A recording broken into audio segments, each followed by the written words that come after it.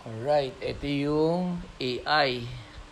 C3 AI, 37.35. Nag-up siya ng 4.64% as of now.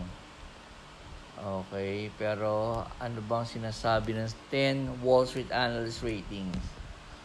Buy 20%, hold 50%, sell 30%.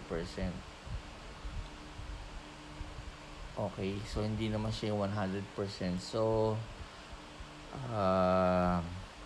etong mga experts na to, maybe we have a different time frame. Okay, so ang target pa rin is 38.44 because 37.40 na, kaya yun nga, hold na nga lang tayo.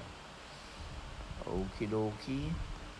So, meron akong hawak niyan ngayon and I'm monitoring it. So, let's see.